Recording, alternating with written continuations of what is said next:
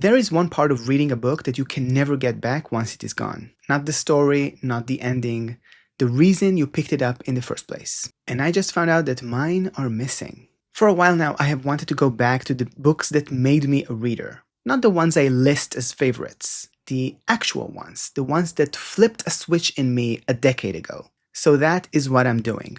I am rereading them all the way through. And I'm a little nervous about that because I'm not the same person who read them the first time. I read more carefully now, I am harder to impress. I want to know if they still hold up. So I built a page to follow the whole thing in the open. And I want to show you how it works because it runs on one idea I have not really seen done this way. Every book on the page gets 2 notes, not 1. The first is written going in, before I even read a single page, and it answers one question.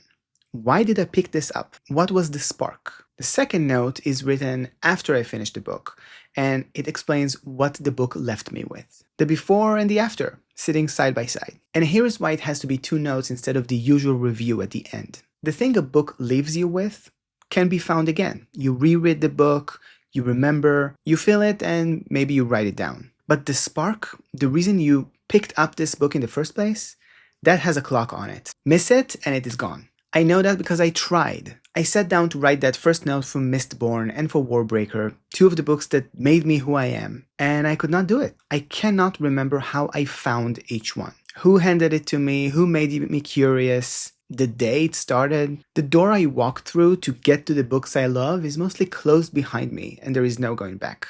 I never thought to document where it was. It's a small grief, honestly, but this is exactly why this page exists. To prevent that from ever happening again. It starts with Sanderson because that is where my reading really took off. But it is not going to stay there, and it's not really about him. It is about the books that make us. So if there is one that made you, come read alongside me. And whatever you do, write down how you found it while you still can. The page is the first link in the description. My newsletter is the second, and those write-ups go up there before they go up anywhere else. I would love to have you on it, and I will see you in the first book.